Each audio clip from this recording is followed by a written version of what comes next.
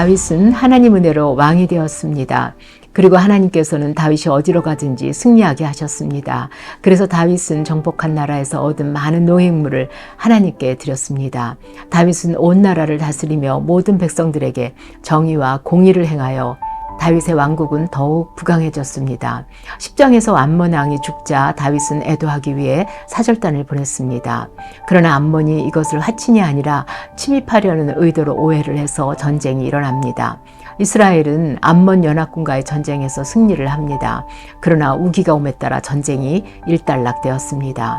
1절에 그 해가 돌아와 왕들이 출전할 때가 되매 다윗이 요압과 그에게 있는 그의 부하들과 온 이스라엘 군대를 보내니 그들이 암몬 자손을 멸하고 랍바를 에워쌌고 다윗은 예루살렘에 그대로 있더라고 했습니다. 그 해가 돌아왔다고 하는 것은 겨울이 지나고 봄이 온 것을 말합니다. 우기로 겨울 동안 전쟁이 그쳤습니다. 그리고 해가 바뀌어 봄이 되어 다시 암몬을 공격해야 될 때가 온 것입니다. 다윗은 요압과 부하들과 온 이스라엘 군대를 보냈다고 했습니다. 그러나 다윗은 예루살렘에 남아 있습니다. 이때에 죄의 유혹이 찾아옵니다. 다윗이 요압과 그의 부하들을 전쟁에 내보내고 예루살렘 그대로 있을 때 죄의 유혹이 찾아온 것입니다. 우리가 있어야 할 자리에 있지 않을 때 그때가 죄의 유혹의 자리에 놓이게 되는 것입니다. 다윗은 전쟁 중인데 낮잠을 자고 일어났습니다. 그만큼 다윗의 마음이 해이해져 있음을 알 수 있습니다. 옥상을 거닐다 한 여인이 목욕하는 것을 봅니다. 확인하여 보니 엘리암의 딸이요 햇사람 우리아의 아내 밧세바입니다. 밧세바는 다윗의 군대 참모 아히도벨의 손녀이고 군대 장교 엘리암의 딸입니다. 우리아는 햇사람이라고 했습니다. 가나안 민족 중에 햇사람으로 다윗의 충성스러운 부하가 되었습니다. 그것도 다윗의 군대 37명 중에 뽑힌 용맹스러운 장군입니다. 성경은 일부러 햇사람 우리아라고 반복해서 표현하므로 우리아가 이방인임을 강조하고 있습니다. 그는 제갈공명처럼 지혜롭고 사람 보는 눈이 정확한 아히도벨의 손주 사위로 아히도벨의 마음에 들었던 사람입니다. 다윗은 밧세바를 불러 동침을 합니다. 그리고 밧세바가 임신을 하게 되자 자신의 죄를 덮기 위해 전쟁터에 있는 우리아를 불러 밧세바와 동침하게 합니다. 8절에 보면 내 집으로 가서 발을 씻으라 하니 우리아가 왕궁에서 나가매 왕의 음식물이 뒤따라가니라. 발을 씻으란 말은 집에 가서 편히 쉬며 아내와 동침하라는 뜻입니다. 그러나 우리아는 집으로 가지 않고 왕궁문에서 부하들과 밤을 새웁니다. 우리아가 다윗에게 말합니다. 언약궤와 이스라엘과 유다가 야영 중에 있고 내 주 요압과 내 왕의 부하들이 바깥들에 진치고 있거늘 내가 어찌 내 집으로 가서 먹고 마시고 내 처와 같이 자리이까. 내가 이 일을 행하지 아니하기로 왕의 살아계심과 왕의 혼의 살아계심을 두고 맹세하나이다. 우리아는 하나님과 다윗에게 충성을 다하고 있습니다. 그러자 다시 다윗은 우리아를 불러 술을 먹여 취하게 합니다. 그러나 여전히 우리아는 부하들과 자고 집으로 가지 않습니다. 다윗은 결국 전쟁터에서 우리아를 죽이라는 서신을 요압에게 그것도 우리아를 통해서 전달합니다. 밧세바를 범했던 다윗은 이제 판단력을 잃어버렸습니다. 이미 다윗에게는 하나님을 향한 경건도 사라졌습니다. 죄는 항상 아주 교모하고 치밀하게 우리를 끌어갑니다. 죄의 속성을 보면 죄는 죄를 낳고 거짓은 거짓을 낳고 욕망은 더 큰 욕망을 낳게 합니다. 평소에 하나님을 경외하던 다윗이었지요. 다윗은 우리아의 말을 들었을 때 하나님께로 돌이켜야 했었습니다. 다윗은 누구보다도 하나님을 사랑했던 사람입니다. 그러나 죄에 사로잡힌 다윗은 기어코 자신의 계획된 죄악을 실행합니다. 하나님은 다윗에게 죄를 피할 수 있는 기회를 이방인 우리아의 말을 통해 주셨다고 생각합니다. 오히려 이방인으로 개종한 우리아가 그 옛날 다윗과 같은 모습으로 믿음의 고백을 하고 있습니다. 우리아의 충성스러운 모습을 통해 다윗은 하나님을 바라볼 수 있는 기회가 주어졌지만 그 기회를 잃어버립니다. 결국 다윗은 간음죄에 살인죄를 더하게 됩니다. 다윗은 자신의 입장을 세우기 위해 죄에 죄를 더하고 있습니다. 점점 더 악해져가는 모습이지요. 데살로니가 전서 5장 22절에는 악은 어떤 모양이라도 버리라고 말씀하고 있습니다. 악은 아무리 사소한 것이라 할지라도 우리는 경계하고 조심해야 합니다. 다윗의 편지를 받은 요압은 우리아를 사지로 몰아서 죽게 합니다. 다윗은 우리아의 죽음에 대해 이 일로 걱정하지 말라. 칼은 이 사람이나 저 사람이나 다 삼킨다고 말합니다. 다윗의 목적이 달성되어서 기뻐하는 악한 모습입니다. 그리고 다윗은 우리아의 아내를 왕궁으로 데려옵니다.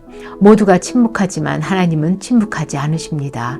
27절에 보면 다윗이 행한 그 일이 하나님 보시기에 악하였다고 말씀하고 계십니다. 이제 12장에서는 죄악된 다윗을 하나님은 새롭게 만들어 가십니다.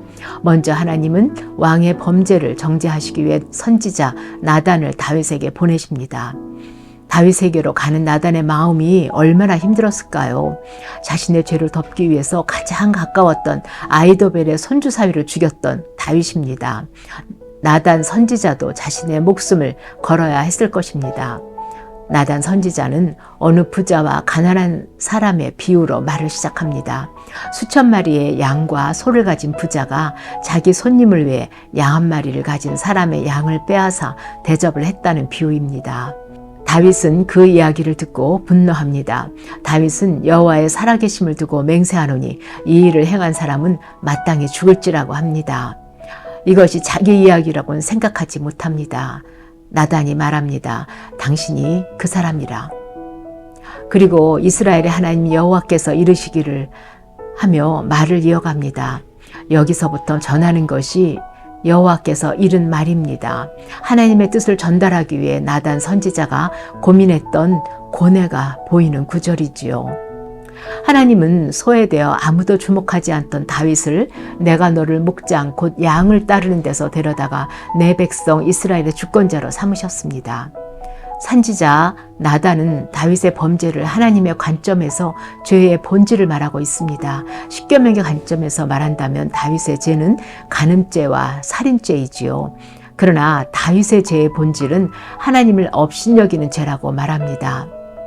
9절에 보면 어찌하여 내가 여호와의 말씀을 업신여기고 나 보기에 악을 행하였느냐. 내가 칼로 햇사람 우리아를 치되 암몬 자손을 칼로 죽이고 그의 아내를 빼앗아 내 아내로 삼았도다. 또 10절에도 이제 내가 나를 업신여기고 햇사람 우리아의 아내를 빼앗아 내 아내로 삼았은즉 칼이 내 집에서 영원토록 떠나지 아니하리라. 다윗이 그렇게 범죄할 수 있었던 동기가 하나님을 존귀하게 여기지 않고 업신여겼기 때문이라고 말합니다. 이것은 또한 우리 모두가 범하는 죄의 본질이기도 합니다. 그리고 나단 선지자는 다윗에게 지난날 하나님 베푸신 것을 기억하게 합니다. 7절부터 보면요. 내가 너를 이스라엘 왕으로 기름 붓기 위하여 너를 사울의 손에서 구원하고 내 주인의 집을 내게 주고 내 주인의 아내들을 내 품에 두고 이스라엘과 유다 족속을 내게 맡겼느니라. 만일 그것이 부족하였을 것 같으면 내가 내게 이것저것을 더 주었으리라. 다윗뿐만 아니라 우리가 죄에 빠지는 것도 하나님 베풀어 주신 은혜를 잊어버리고 하나님 말씀을 업신여기기 때문입니다. 하나님께 받은 은총과 복을 헤아려 보시기를 바랍니다. 늘 부족하고 모자라는 것으로 갈급하고 있는 내 모습은 아닌지요. 다윗은 나단의 지적에 곧바로 반응을 합니다. 내가 여호와께 죄를 범하였노라. 시편 51편은 다윗의 참회의 시입니다. 주의 얼굴을 내 죄에서 돌이키시고 내 모든 죄악을 지워주소서. 하나님이여 내 속에 정한 마음을 창조하시고 내 안에 정직한 영을 새롭게 하소서. 나를 주 안에서 쫓아내지 마시며 주의 성령을 내게서 거두지 마소서. 하나님은 우리가 회개할 때 회개를 받으시고 용서하시는 하나님이십니다. 다윗과의 언약을 깨트리지 않으십니다. 그러나 하나님은 용서와 회복을 주시지만 죄의 대가는 지불하게 하십니다. 하나님은 다윗에게 세 가지 대가를 지불하게 하십니다. 첫째는 우리아를 죽였기 때문에 너희 집에 칼이 떠나지 않겠다고 하십니다. 둘째는요, 다윗은 은밀하게 행하였으나 하나님께서 다윗의 눈앞에서 또 온 이스라엘 앞에서 내 아내를 빼앗아 이웃에게 주리라. 그가 백주에 내 아내들과 더불어 동침하리라고 하십니다. 또 셋째는요, 다윗이 간음하여 얻은 아들은 반드시 죽게 될 것이라고 합니다. 여기서 죄악에 대해 철저하게 징계하시는 하나님의 공의를 알 수 있습니다. 우리가 입으로만 회개를 한다면 우리는 다시 그 죄를 되풀이하게 될 것입니다. 죄를 책임지는 행동을 통해서 우리는 죄를 떠날 수 있게 됩니다. 열왕기상 15장에는요, 다윗의 인생을 이렇게 정리합니다. 이는 다윗이 햇사람 우리아의 일 외에는 평생에 여호와 보시기에 정직하게 행하고 자기에게 명하신 모든 일을 어기지 아니하였습니다. 다윗은 하나님 앞에 실수도 하고 불순종도 했습니다. 하나님 마음에 합한 다윗도 그럴진데 우리에게도 유혹이 매 순간 찾아옵니다. 우리는 연약해서 예수님을 믿으면서도 여전히 죄 가운데 살고 있습니다. 하나님은 죄를 용서하시고 회복할 기회를 주시는 하나님이십니다. 우리에게 꼭 필요한 것은 죄를 마주하고 하나님께 고백하는 용기입니다.